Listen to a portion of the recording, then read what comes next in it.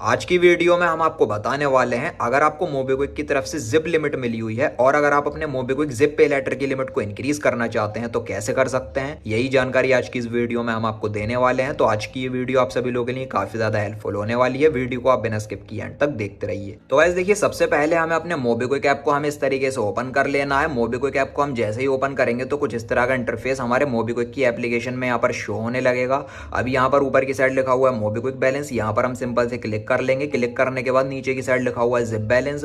तो गाइस मुझे यहाँ पर मोबीक्विक की तरफ से 40,000 रुपए की जिप पे लेटर की लिमिट मिली हुई है। तो गाइस देखिए, यहाँ पर मैं आपको बता दूं ये जो लिमिट है मोबीक्विक जिप की तरफ से, ये 40,000 रुपए की मुझे तुरंत नहीं मिली है। पहले जो लिमिट थी वो मुझे 10,000 रुपए की मिली थी, लेकिन जो मेरी लिमिट है वो धीरे धीरे करके इंक्रीज करी गई है। तो गाइस देखिए, यहाँ पर मैं आप सभी लोगों को बताना चाहूंगा ये जो 40,000 रुपए की लिमिट है ये मोबीक्विक की तरफ से मुझे पूरी नहीं मिली थी। पहले मुझे मोबीक्विक की तरफ से पहले 10,000 रुपए की लिमिट मिली थी जब मैंने इसको मोबीक्विक जिप को एक्टिवेट किया था। उसके बाद मोबीक्विक जिप की तरफ से धीरे धीरे करके मेरी लिमिट को इंक्रीज किया गया है। तो यहाँ पर 40,000 रुपए लिमिट इस टाइम अवेलेबल है हमारे वॉलेट में और यहाँ पर लिखा हुआ है मैनेज। यहाँ पर अगर हम सिंपल से क्लिक करेंगे तो क्लिक करने के बाद मोबीक्विक जिप का डैशबोर्ड भी इस तरीके से ओपन हो जाएगा और मोबीक्विक जिप की लिमिट को हम कहां कहां पर यूज कर सकते हैं वो भी हमें यहाँ पर देखने को मिल जाता है। सबसे पहला ऑप्शन है पे रेंट। तो अगर हम मोबीक्विक जिप के बैलेंस को बैंक अकाउंट में ट्रांसफर करना चाहें तो हम रेंट ऑप्शन के थ्रू इसके बैलेंस को बैंक में भी हम ट्रांसफर कर सकते हैं। और गाइस यहाँ पर हमें दूसरा ऑप्शन देखने को मिलेगा बिल पेमेंट्स का। तो हम अपने मोबीक्विक जिप पे लेटर की इस लिमिट से कोई भी रिचार्ज बिल पेमेंट कर सकते हैं। तीसरा ऑप्शन हमें देखने को मिलेगा क्रेडिट कार्ड पेमेंट का। तो गाइस देखिए, अगर हमारे पास किसी भी बैंक का अगर क्रेडिट कार्ड है और इस क्रेडिट कार्ड की अगर ड्यू डेट आ रही है और मोबीक्विक जिप की लिमिट से उस क्रेडिट कार्ड का अगर हम बिल पे करना चाहें तो क्रेडिट कार्ड का भी बिल इस लिमिट से हम बहुत ही आसानी के साथ कर सकते हैं। तो चलिए अभी यहाँ पर हम ऊपर की साइड स्क्रॉल कर लेते हैं। स्क्रॉल करने के बाद मोबीक्विक जिप से रिलेटेड अगर कोई ऑफर चलते होते हैं तो वो भी हमें यहाँ पर देखने को मिल जाते हैं। और गाइस देखिए, मोबीक्विक जिप लिमिट को रिचार्ज एंड बिल पेमेंट की ट्रांजैक्शन में यूज करने पर हमें कैशबैक भी मिलता है। और गाइस देखिए, मोबीक्विक जिप पे लेटर की इस अवेलेबल लिमिट को किसी भी रिचार्ज बिल पेमेंट में 30 दिन के लिए हम यूज कर सकते हैं। 30 दिन के बाद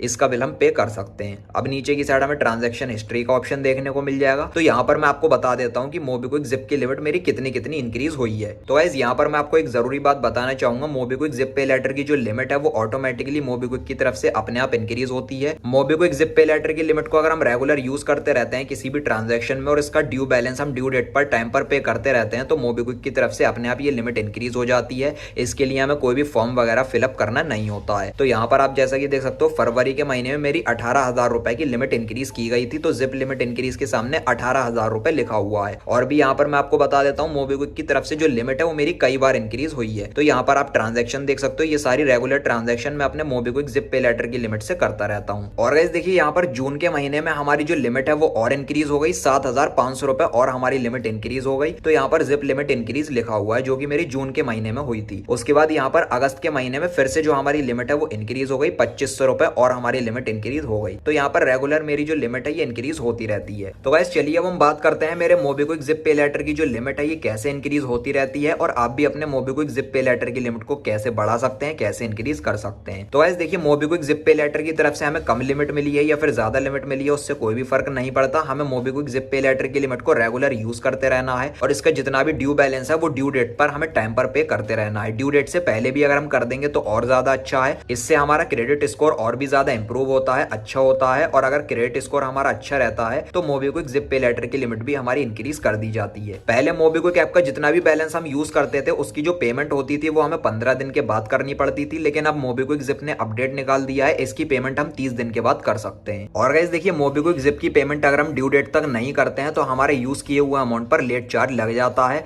तो यहाँ पर कितने अमाउंट पर कितना चार्ज लगता है इस लिस्ट में लिखा हुआ है, आप वीडियो को पॉज करके देख सकते हैं। प्लस चार्ज तो लगता ही है, पेनल्टी तो लगती है, उसी के साथ साथ हमारा क्रेडिट स्कोर भी डाउन हो जाता है जिससे हमारी लिमिट इंक्रीज नहीं होती है। तो गाइस देखिए, मोबीक्विक जिप की फैसिलिटी काफी ज्यादा अच्छी है क्योंकि अगर हमें कोई बिल पेमेंट करना है और बिल पेमेंट करने के लिए अगर हमारे बैंक अकाउंट में पैसे नहीं है तो मोबीक्विक जिप एक बहुत ही बढ़िया ऑप्शन है। मोबीक्विक जिप पे लेटर की लिमिट से हम अपना बिल पेमेंट कर सकते हैं, अपना काम हम चला सकते हैं और इसकी ड्यू डेट पर हम वापस से पेमेंट कर सकते हैं और जिप बैलेंस को हम दोबारा से भी यूज कर सकते हैं। तो बस गाइस यही थी आज की वीडियो। इसी तरीके से आप भी बड़ी आसानी से मेरे बताओ इस तरीके से मोबीक्विक जिप पे लेटर की लिमिट को आप इंक्रीज कर सकते हैं, वो भी बिना किसी एक्स्ट्रा चार्ज के। तो अगर आपको ये वीडियो पसंद आए हो तो लाइक और शेयर कर देना और चैनल को सब्सक्राइब करके बेल नोटिफिकेशन पर आप जरूर क्लिक कर लेना। Thank you.